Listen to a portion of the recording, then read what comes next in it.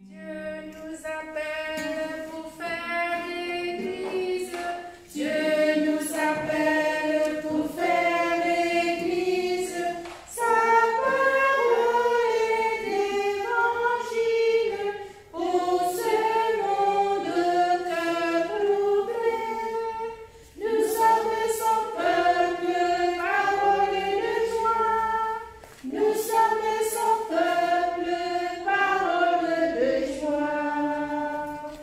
Dieu nous appelle pour faire l'Église. Dieu nous appelle pour faire l'Église. Sa parole est la lumière pour ce monde dans la nuit. Nous sommes son peuple, parole de Dieu. Nous sommes son peuple, parole de Dieu. Au nom du Père, du Fils et du Saint-Esprit. Amen. La grâce de Jésus, notre Seigneur, l'amour de Dieu le Père, la communion de l'Esprit Saint, soit toujours avec vous. Et avec votre esprit. Nous nous retrouvons en ce mercredi de la 6e semaine de Pâques pour, une fois encore, célébrer, rendre grâce, nous unir à la prière les uns des autres, communier les uns aux autres, dans le corps du Christ qui va être présent sur l'autel dans un moment.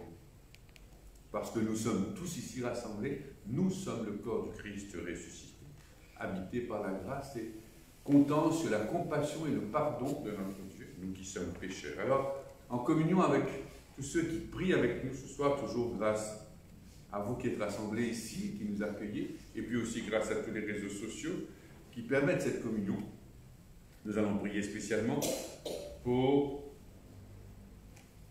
des personnes qui ont été recommandées ou qui se sont recommandées à nos prières. Je vous invite à prier spécialement aujourd'hui pour Rodney qui fête son anniversaire. Et puis nous allons aussi prier pour Sœur Thérèse qui a fêté son anniversaire discrètement hier. Nous prions pour elle aujourd'hui.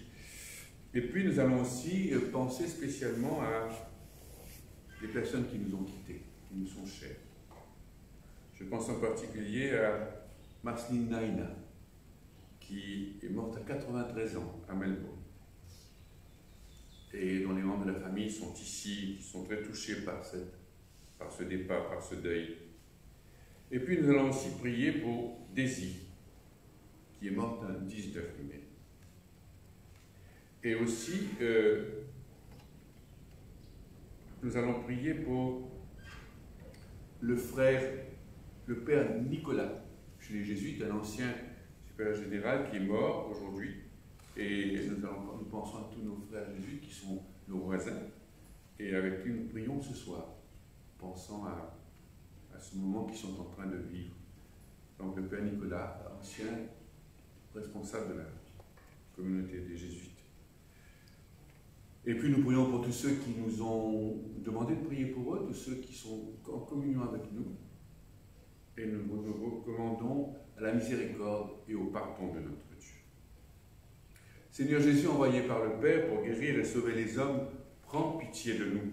Prends pitié de nous. Ô Christ mort sur la croix, pour nous arracher à la mort et au péché, prends pitié de nous. Prends pitié de nous. Seigneur, plus fort que la mort, pour nous ouvrir les chemins de la vie éternelle, prends pitié de nous. Prends pitié de nous. Que notre Dieu, dont l'amour est tout-puissant, nous fasse miséricorde, qu'il nous pardonne nos péchés, qu'il nous conduise à la vie éternelle. Amen. Ensemble, prions encore Dieu notre Père.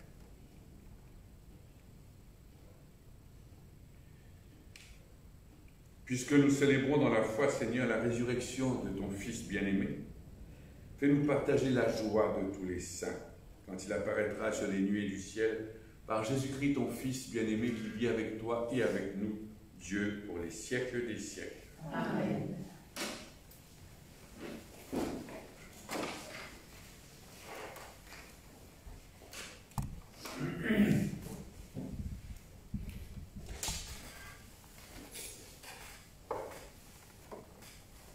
Lecture du livre des Actes des Apôtres.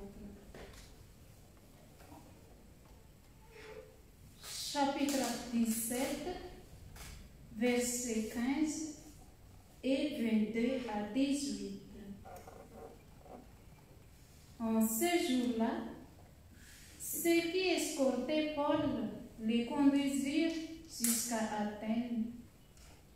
Puis, ils s'en retournèrent, portèrent des messages avec l'ordre pour Silas et Timothée de rejoindre Paul le plus tôt possible. Alors, Paul, debout au milieu de l'aréopage, fit ce discours. Athéniens, je peux observer que vous êtes en toutes choses des hommes particulièrement religieux. En effet, en me promenant et en observant vos monuments sacrés, j'ai même trouvé un autel avec cette inscription: Ô Dieu inconnu. Or, ce que vous vénérez sans les connaître, voilà ce que moi, je viens vous annoncer. Le Dieu qui a fait le monde et tout ce qu'il contient, lui qui est le Seigneur du ciel et de la terre, n'habite pas des sanctuaires faits de mains d'hommes. Il n'est pas non plus servi par des mains humaines, comme s'il avait besoin de quoi que ce soit. Lui qui donne à tous la vie, le souffle et tout le nécessaire. À partir d'un seul homme, il a fait tous les peuples pour qu'ils habitent sur toute la surface de la terre, fixant les moments de leur histoire et les limites de leur habitat. Dieu les a fait pour qu'ils le cherchent et, si possible, l'enteignent et le trouvent. Lui qui en fait n'est pas loin de chacun de nous. Car c'est en lui que nous avons la vie, les mouvements et l'être. Ainsi l'ont également dit certains de vos poètes. Nous sommes de sa descendance.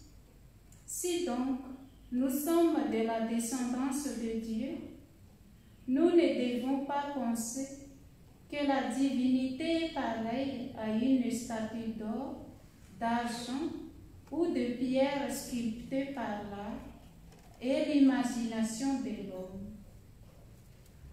Et voici que Dieu, sans tenir compte des temps où les hommes l'ont ignoré, leur enjoint maintenant de se convertir tous et partout.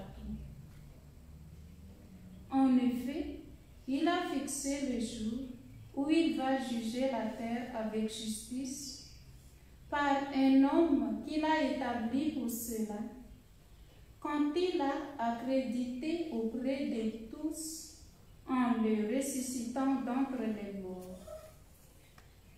Quand ils entendirent parler de résurrection des morts, les uns se moquaient, les autres déclarèrent: là-dessus, nous t'écouterons une autre fois. C'est ainsi que Paul, se retirant du milieu d'eux, s'en alla. Cependant, quelques hommes s'attachèrent à lui et devinrent croyants. Parmi eux, il y avait Denis, membre de l'Aréopage, et une femme nommée Damaris, ainsi que tout d'autres avec eux. Après cela, Paul s'éloigna d'Athènes et se rendit à Corinthe. Parole du Seigneur. Nous rendons grâce à Dieu. Terre entière chante ta joie au Seigneur.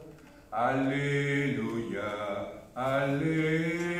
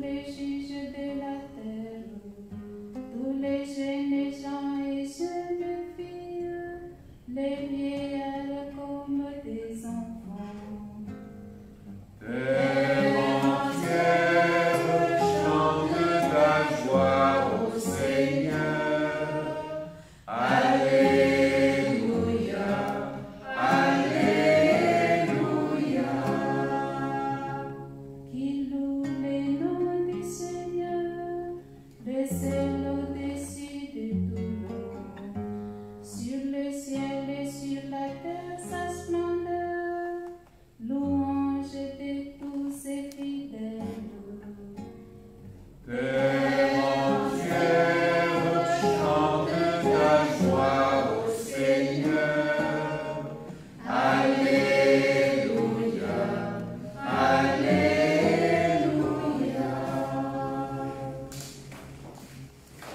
Alléluia, Alléluia, Alléluia. Alléluia, Alléluia, Alléluia. Moi, je prierai le Père, et il vous donnera un autre défenseur qui sera pour toujours avec vous. Alléluia, Alléluia, Alléluia.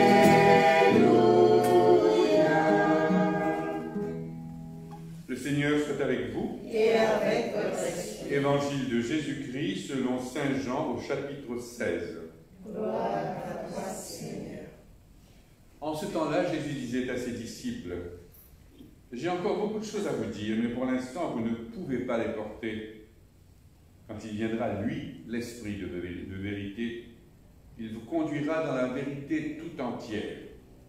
En effet, ce qu'il dira ne viendra pas de lui-même, mais ce qu'il aura entendu, il le dira, et ce qui va venir, il vous le fera connaître. Lui me glorifiera, car il recevra ce qui vient de moi pour vous le faire connaître. Tout ce que possède le Père est à moi, voilà pourquoi je vous ai dit, l'Esprit reçoit ce qui vient de moi pour vous le faire connaître. Acclamons la parole de Dieu. Louange à toi, Seigneur Jésus.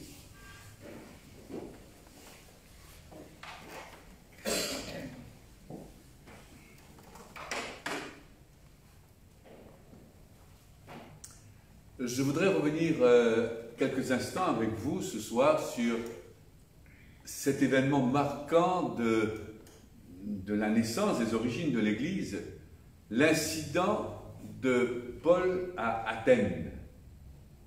Athènes qui était à l'époque de l'Antiquité ce lieu même où est née la philosophie de l'intelligence. Hein? C'est un concentré de cette recherche, hein, de ce développement de l'intelligence humaine, de la raison, hein, ce culte de la raison, hein, la philosophie. Et ils sont tous là, et saint Paul, donc dans ce milieu intellectuel, vient faire un magnifique discours, parce que saint Paul était aussi, par certains côtés, par toute sa formation, un intellectuel. Il connaissait plusieurs langues, il a été formé dans les plus hautes écoles, chez les Parisiens, etc. Et donc, un intellectuel, il pouvait donc se trouver à l'aise avec ce milieu intellectuel. Donc, il arrive là, il voit cet immense espace avec toutes ces statues et tout, et avec tous ces représentants de l'époque, cette élite intellectuelle de l'époque, et il va se payer un magnifique discours d'intellectuel aux intellectuels. Il va leur dire, voilà, ce Dieu ce Dieu inconnu que vous cherchez, je vous l'annonce. Et voilà, Dieu nous a créés pour que nous apprenions à le connaître. Hein. Il nous a donné une intelligence, bien sûr, la raison, pour que nous le connaissions. Hein. Nous sommes de sa descendance, nous sommes de sa race. Et puis il a expliqué tout ça. Et puis voilà, en fin de discours, il lâche cette énormité. Il vient annoncer celui en qui tout se cristallise, Jésus, que Dieu a ressuscité des morts. Alors là, c'est la fin de tout. On se moque de lui, on ricane, et puis d'autres lui disent, on écoutera là-dessus une autre fois. Alors mes chères sœurs, je voudrais simplement m'arrêter là et dire aujourd'hui, qu'est-ce qui a changé?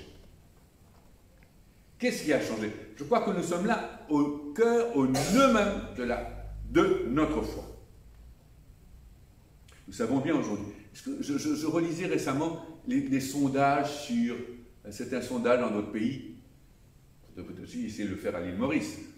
Dans d'autres pays, en particulier dans la France, il y a pas longtemps, où on découvrait que il y a de moins en moins de baptisés. Hein, jusque dans les années 95, plus de 70% étaient baptisés. Et aujourd'hui, il n'y a même pas 35%, paraît-il. Mais ce qui est encore beaucoup plus intéressant, plus plus intéressant entre guillemets, c'est que la plupart des baptisés aujourd'hui, dans ce sondage,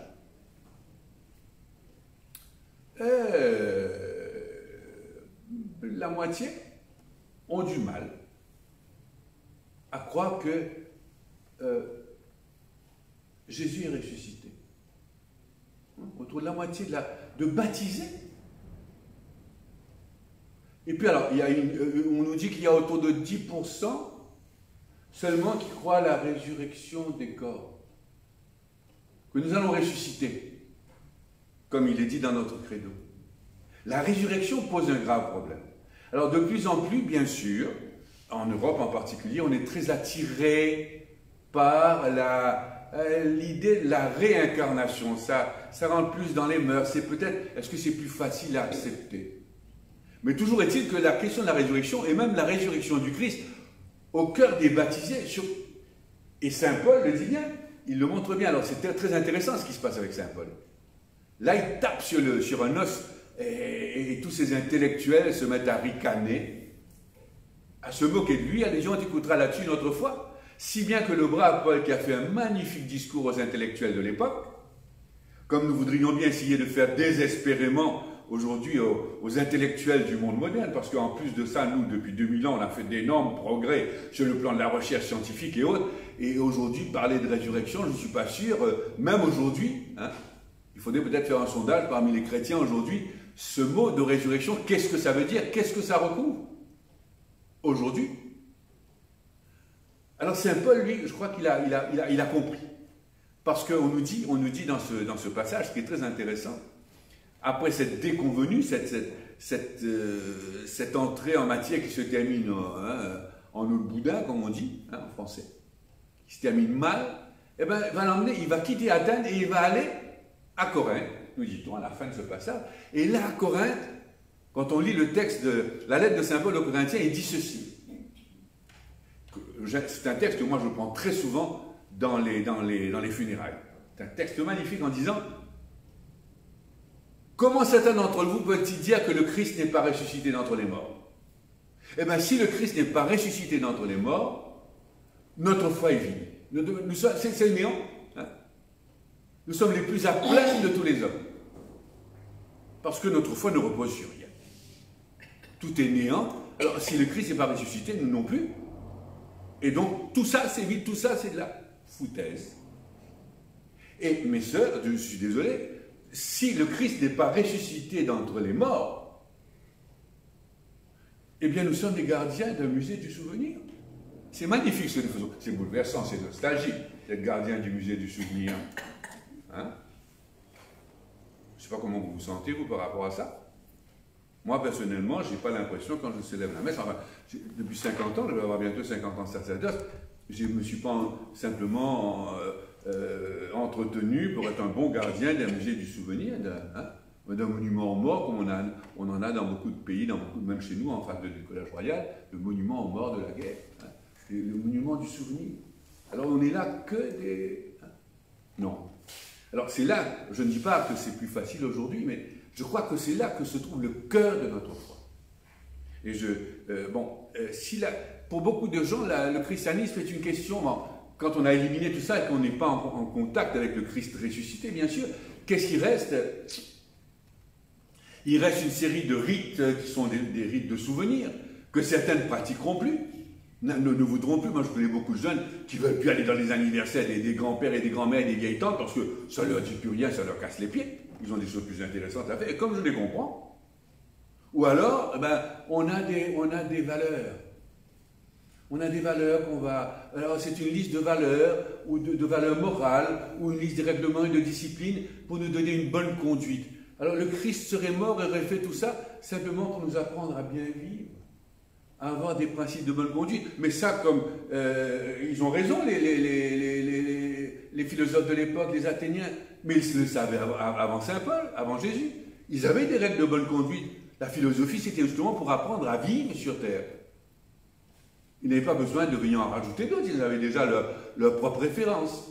Alors, nous faisons quoi? Si la résurrection n'est pas au cœur de notre foi, ce n'est pas la racine de notre foi, qu'est-ce que nous faisons? Qu'est-ce que nous célébrons ici? Alors ce soir, à vous, et puis à tous ceux qui nous écoutent, ce soir-là, je vous laisse cette question, à méditer et peut-être à redécouvrir qu'est-ce que ça veut dire pour chacun de vous ici présents. Ce n'est pas quelque chose qu'on a laissé, ceux qui ont pris de la distance par rapport à la pratique religieuse, ce n'est pas simplement d'avoir laissé de côté des valeurs morales ou des rites religieux, comme des anniversaires, des rites, des souvenirs. Il s'agit là d'une question de vie et de mort, c'est bien le cas, hein, de mort et de vie, avec la résurrection du Christ. Alors, qu'est-ce que vous faites avec tout cela?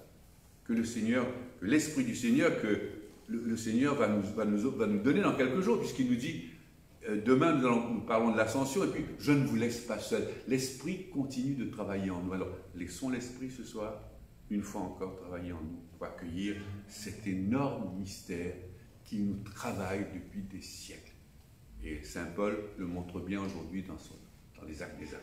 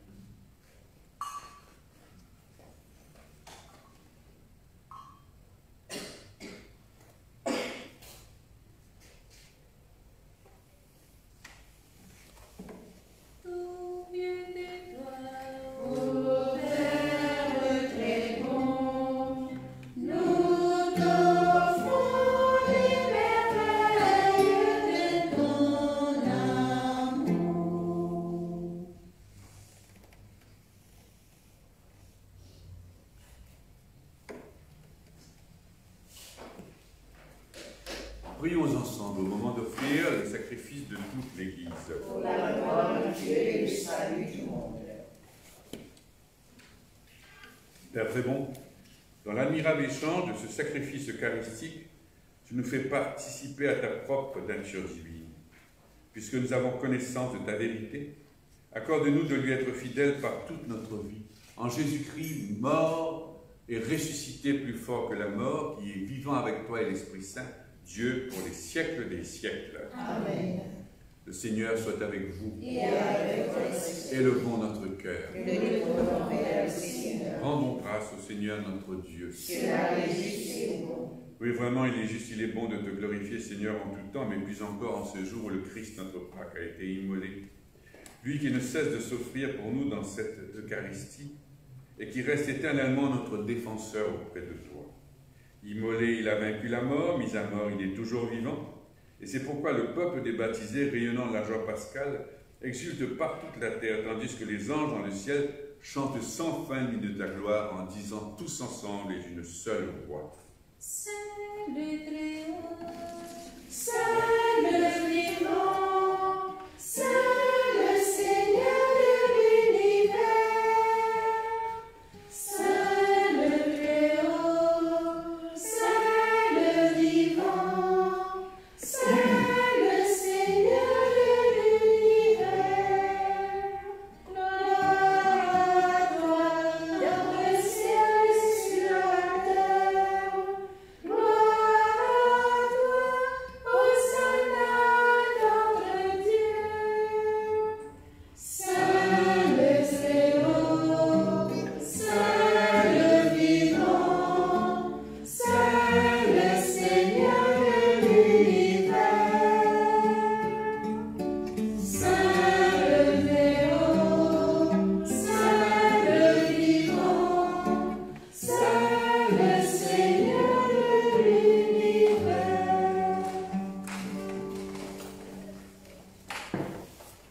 Oui, Père très bon, tu es saint, tu peux sanctifier toutes choses. C'est pourquoi nous te prions de sanctifier toi-même les offrandes que nous apportons par la puissance de l'Esprit Saint. Qu'elles deviennent pour nous le corps et le sang de Jésus-Christ, ton Fils bien-aimé. La veille de sa passion, autour du dernier repas qu'il partageait avec ses disciples, il prit le pain. En te rendant grâce, il le bénit, le rompit, le donna à ses disciples en leur disant « Prenez et mangez-en tous, ceci est mon corps livré pour vous.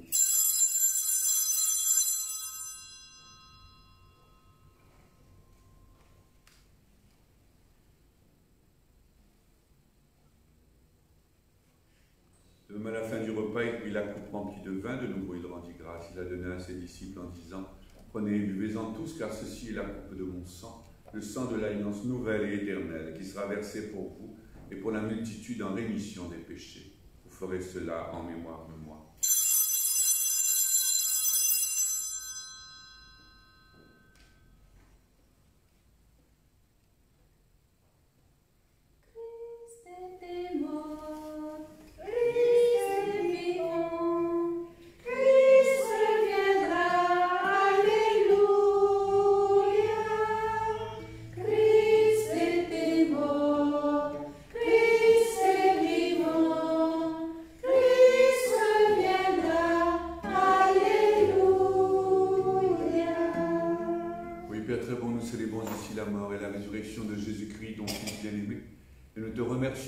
Célébrer cette Eucharistie en ta présence. Nous t'en prions, donne-nous le corps et le sang de Jésus-Christ, pour qu'ensemble nous soyons son Église, son corps ressuscité. Nous te prions pour cette Église, pour notre Saint-Père le Pape François, l'évêque de Rome, pour notre cardinal Maurice, l'évêque de Port-Louis, pour tous les chrétiens, pour les hommes et les femmes du monde entier, en particulier tous ceux et toutes celles qui ont été confiés ce soir à nos prières dans les intentions de cette messe et que j'ai nommés en commençant cette célébration. Nous prions aussi, et toujours en ce temps d'épidémie, pour ceux et celles qui sont au service des malades, dans le monde soignant, des hôpitaux, des cliniques, des laboratoires.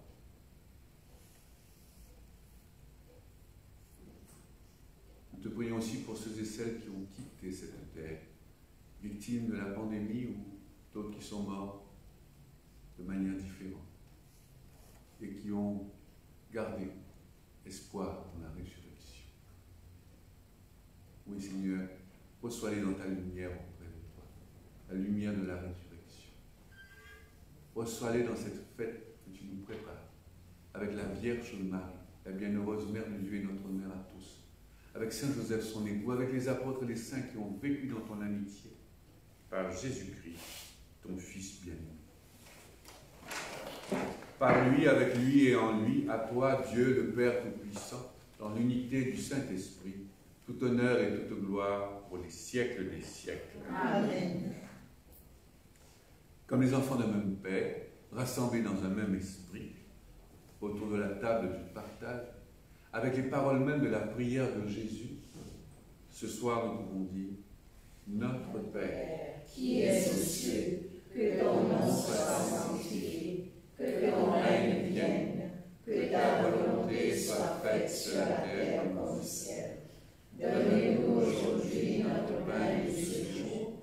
Pardonne-nous nos offenses, comme nous pardonnons aussi à ceux qui nous ont offensés. Et ne nous laisse pas entrer en tentation, mais délivre-nous du mal. car c'est à toi qu'appartiennent Le règne, la puissance et la gloire, pour les siècles des siècles.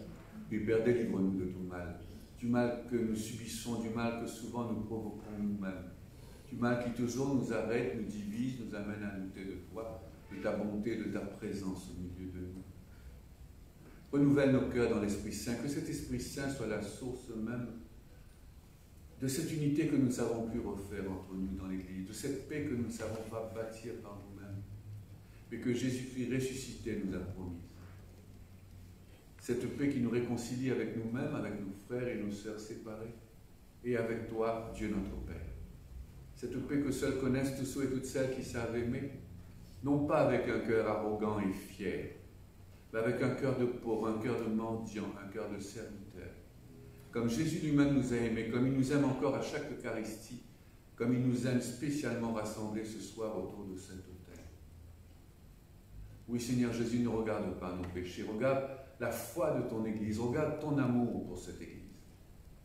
Pour que ta volonté s'accomplisse, donne-lui cette paix. Donne ta paix aux Églises orientales, aux Églises orthodoxes et à leurs patriarches. Donne ta paix aux Églises issues de la Réforme protestante et à la communion anglicane. Donne ta paix aux églises évangéliques, à toutes les assemblées chrétiennes qui invoquent ton nom et aux pasteurs de chacune de ces assemblées.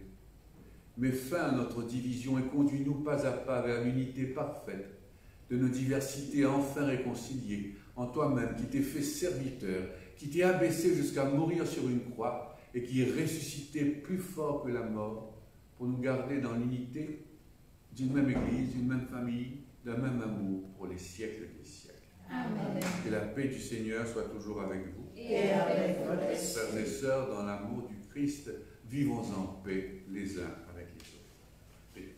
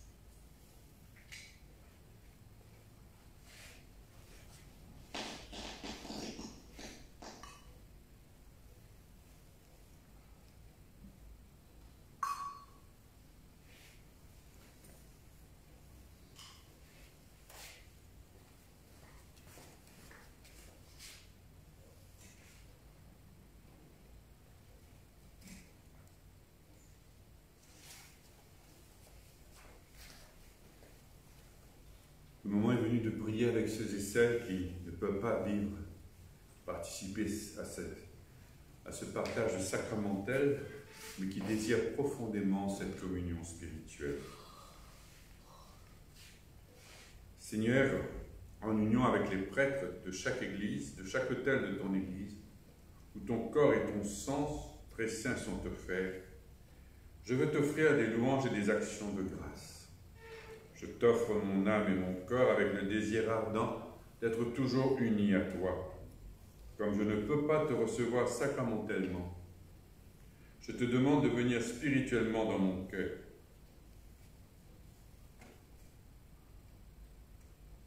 Car je sais ton amour assez puissant pour que tu te donnes à moi autrement.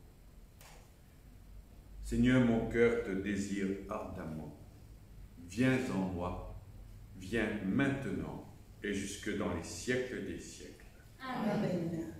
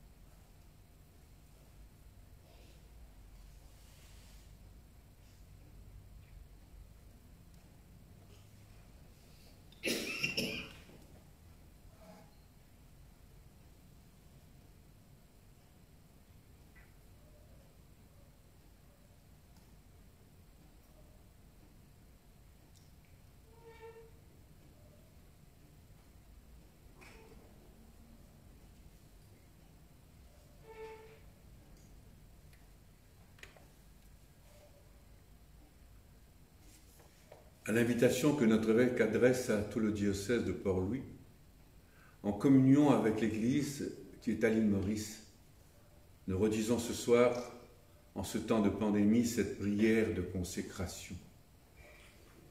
Cœur sacré de Jésus, plein de miséricorde, par l'intercession du cœur immaculé de Marie, notre mère à tous, je me consacre à toi avec ma famille. Je te confie notre pays et tous les Mauriciens qui sont inquiets et qui souffrent de la pandémie du coronavirus.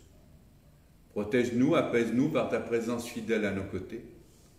Fais jaillir en nous l'espérance. Je te confie spécialement les malades et leurs familles, le personnel médical qui se dévoue auprès d'eux, ainsi que tous ceux qui travaillent dans les services essentiels. Répands sur eux tous la douceur de ta miséricorde. Je te confie aussi toutes les familles mauriciennes. Donne-leur la grâce de la réconciliation et de ta paix. Protège spécialement celles et ceux qui vivent dans l'angoisse de perdre leur travail. Je te confie enfin les autorités de l'État, les décideurs économiques et les professionnels de la société civile. Donne-leur ta sagesse et mets en leur cœur le souci fraternel du bien commun. Jésus miséricordieux, au milieu de cette épreuve, rappelle-nous sans cesse que tu es ressuscité et que tu as vaincu la mort. Entraîne-nous avec toi dans une vie nouvelle où tu nous apprendras à choisir entre le superflu et le nécessaire, à écouter le cri des pauvres et le cri de la terre, et à inventer de nouveaux chemins de solidarité et de paix sociale. Vierge Marie, toi qui es restée debout au pied de la croix, toi qui as fait confiance jusqu'au bout, mets en nos cœurs l'espérance. Vierge Marie, protège-nous, veille sur nous, prie pour nous. Père Laval, apôtre de l'île Maurice, intercède pour nous. Jésus, au cœur plein de miséricorde, nous avons confiance en toi, aujourd'hui et jusque dans les siècles des siècles. Amen.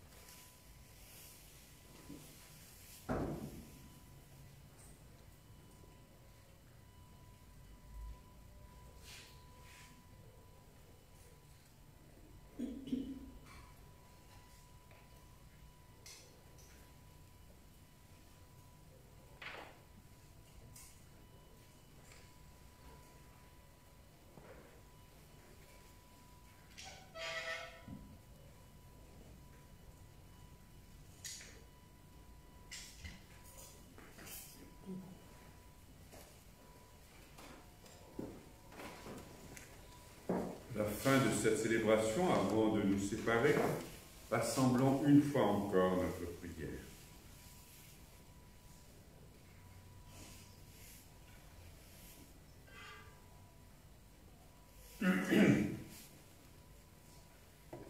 Père très bon, reste auprès de ton peuple, renouvelé par cette Eucharistie.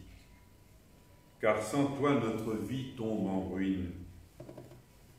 Fais passer à une vie nouvelle, illuminée par la résurrection, ce que tu as initié au sacrement de ton amour, par Jésus-Christ mort et ressuscité, vivant avec toi et l'Esprit Saint, maintenant et pour les siècles des siècles. Amen. Le Seigneur soit avec vous. Et avec votre esprit. Que notre Dieu, dont l'amour est tout-puissant, nous bénisse, le Père, le Fils et le Saint-Esprit. Amen.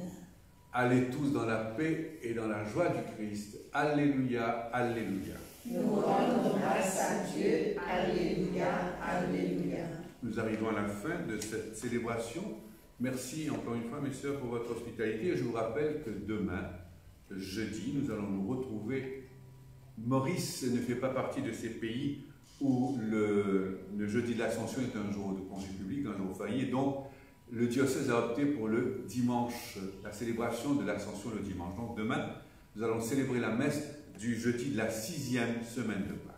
Les lectures et les oraisons sont dans les missels et dans le lectionnaire. Donc, nous nous retrouverons demain. Merci encore, bonsoir à vous tous et à demain. Bonsoir.